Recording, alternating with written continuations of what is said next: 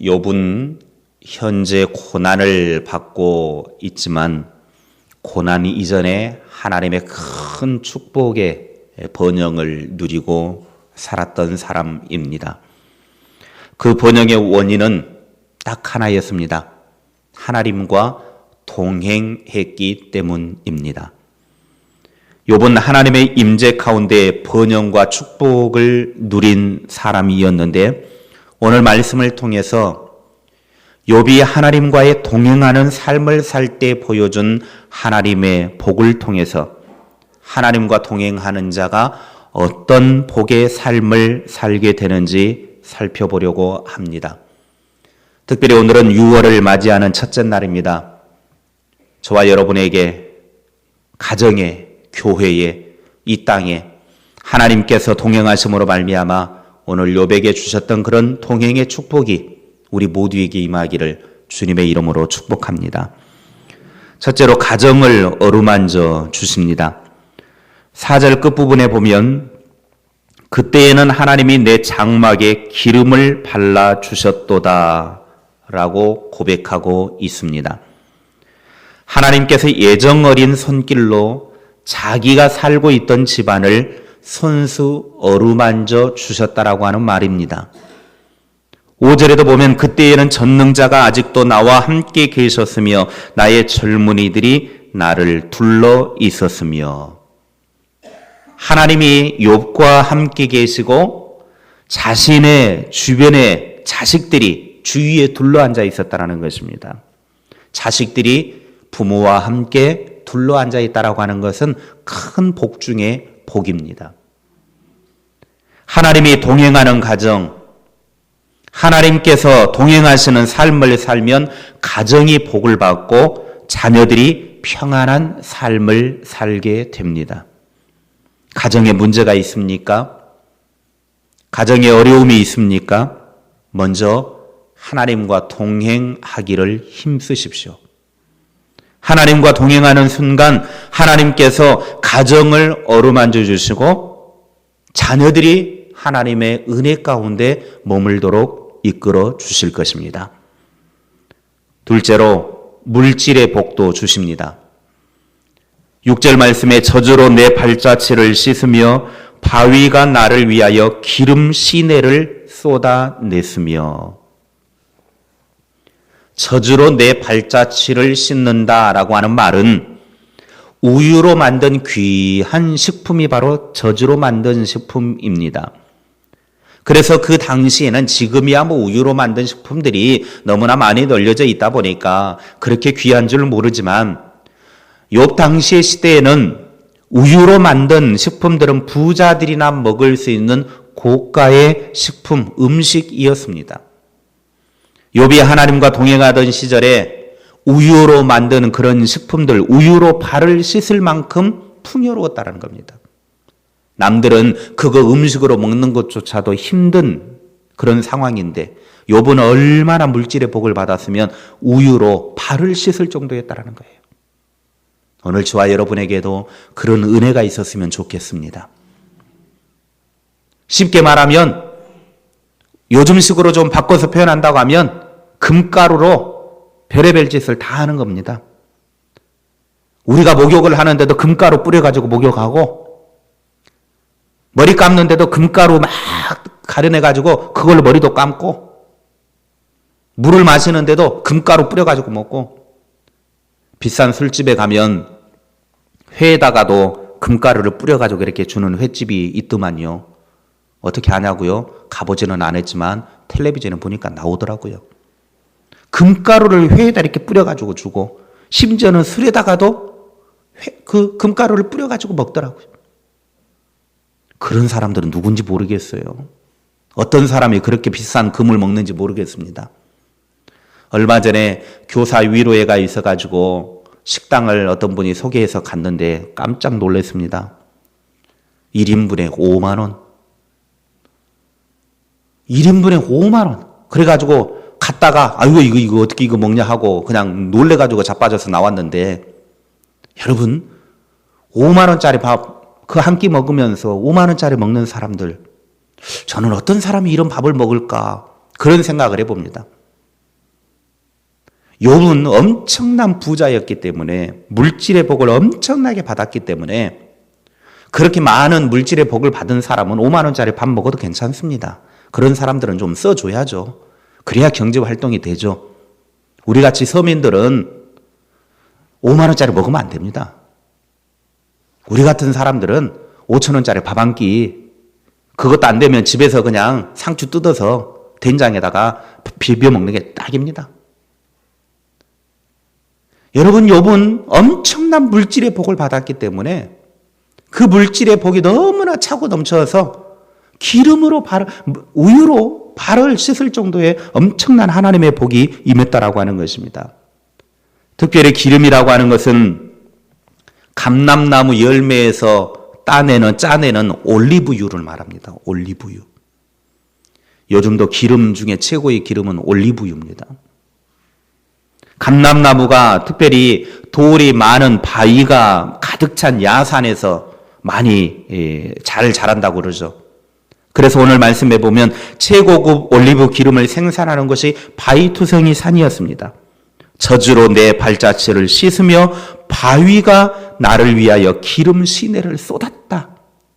그 말은 바위가 기름 시내를 쏟았다라고 하는 말은 자기가 기르고 있는 그 감람나무가 있는 그 바위투성이 산에서 기름이 얼마나 많이 나오든지 시내를 이룰 정도로 기름이 많이 나왔다라는 것입니다. 최고급 올리브유가 그냥 시내를 이룰 정도로 막 차고 넘치는 물줄기가 될 정도로 그렇게 많이 복을 받았다라고 하는 것입니다. 이것이 의미하는 것이 무엇입니까? 바로 하나님께서 우유로 만든 젖으로 발을 씻을 정도가 되고 또 욥의 가정에 올리브 나무에 올리브가 얼마나 많이 나든지 감람나무에 그 기름이 얼마나 많이 나든지 시내에 물줄기를 이룰 정도로 하나님께서 그렇게 물질의 복을 욥의 가정에 주셨더라고 하는 것입니다. 하나님과 동행하던 시절, 하나님과 함께하던 시절 그토록 하나님께서 물질의 풍요로움을 누리게 해 주셨더라고 하는 것입니다. 오늘 저와 여러분의 가정에 이런 물질의 복도 넘쳐나기를 바랍니다. 하나님과 동행함으로 말미암아 주신 복입니다. 욥이 지금 자기의 과거를 회상하는 것입니다. 지금 엄청난 시련을 당하고 있으면서 지금은 아무것도 없는 알거지이지만 과거에 하나님이 내가 동행하던 그 시절에 하나님이 나에게 내 가정에 이런 엄청난 복을 주셨었다. 그때를 회고하면서 하나님이 다시 회복시켜 주실 그날을 지금 기대하고 있는 것입니다.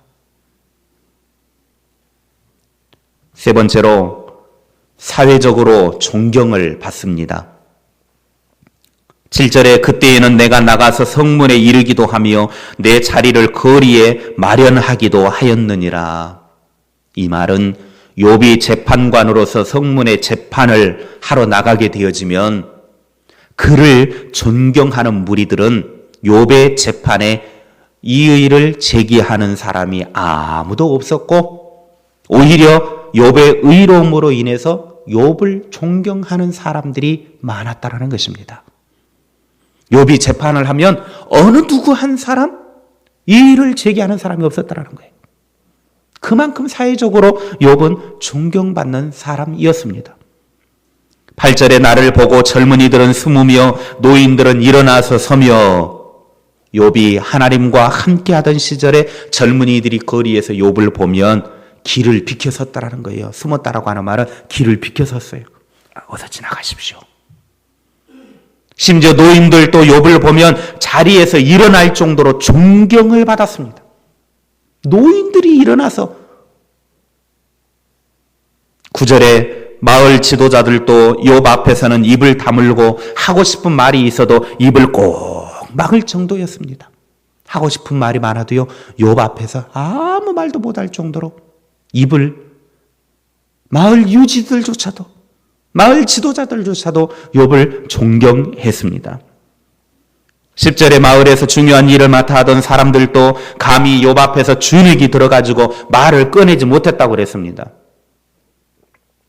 욥이 사회에서 의로움으로 존경받았기 때문에 젊은이들도 노인들도 지도자들도 심지어는 마을의 중요한 일을 맡아서 하는 사람들도 욥에게 아무 말도 이렇다 저렇다 왈가왈부 하지 못했다라고 하는 것입니다. 사회적으로 지위가 있는 사람들도 욥에게 충분한 존경과 예의를 나타냈고 그의 교훈이나 판결에 감히 이의를 제기하지 않았다라고 하는 말입니다. 욥이 이렇게 사회적으로 존경받는 삶을 살게 된 이유는 딱 하나입니다. 하나님과 동행했기 때문입니다. 다시 말하면 하나님과 함께하는 삶을 살았기 때문에 공적인 직무를 감당할 때나 사적인 삶을 살 때나 늘 하나님과 함께하는 삶을 사니까 하나님과 동행하는 삶을 살게 되어지니까 무슨 일을 하든지 간에 함부로 하지 않았다라는 거예요. 하나님과 동행하니까 하나님께 부끄럽지 않게 삶을 사는 것입니다. 그러므로 우리는 내가 하나님과 동행하면 무슨 일을 하든지 간에 개인적인 사생활의 일을 하든 아니면 공적인 일을 하든 사회적으로 무슨 일을 하든지 간에 하나님 보시기에 부끄럽지 않는 삶을 사는 것입니다. 내가 하나님과 동행하지 않기 때문에 하나님을 무시하고 살아가기 때문에 내가 하고 싶은 것 내 마음대로 아무렇게나 살아가는 것입니다. 욥은 철저하게 하나님과 함께하는 삶을 살았기 때문에 하나님과 동행하는 삶을 살았기 때문에 행동 하나하나 하는 것, 말 한마디 한마디 하는 것 다 하나님과 함께한다라고 하는 의식을 가지고 있기 때문에 사회적으로 존경받을 수 있었던 것입니다. 욥은 지금 고난 속에 있지만 하나님과 동행하는 욥은 역경 가운데에서도 좌절하지 않고 하나님의 회복을 소망하고 있습니다. 과거에 하나님이 이런 엄청난 복을 주셨던 그 복이 다시금 회복되기를 갈망하고 있었습니다. 주님과 동행하는 사람은 그래서 어떤 고난이 있어도 극복할 수 있는 힘이 생깁니다.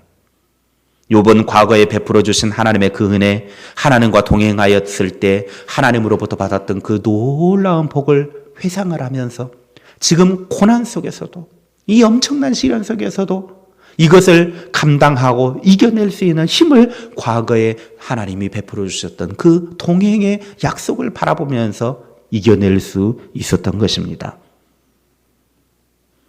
견디기 힘든 번민에 사로잡혀 살아가는 사람이 있습니까?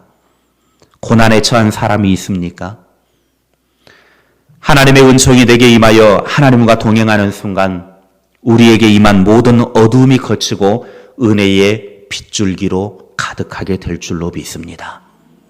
우리의 삶에 주님과 동행하는 그런 은혜가 있기를 바랍니다. 오늘 여러분들이 많은 분들이 나와서 이렇게 기도하는 거 보니까 제가 다 감동이 됩니다. 평상시에 1명, 2명 얼마나 외롭게 매일 새벽마다 싸웠는지 꼭 한 달에 한 번만 이렇게 나와야 되는가 하는 생각도 들고 그러면 한 달에 한 번만 새벽 기도를 할까 그런 마음도 들고 여러분 내가 주님과 동행하는 것 그것은 물론 우리가 이렇게 기도에 나오는 것도 주님과 동행하는 하나의 방법입니다.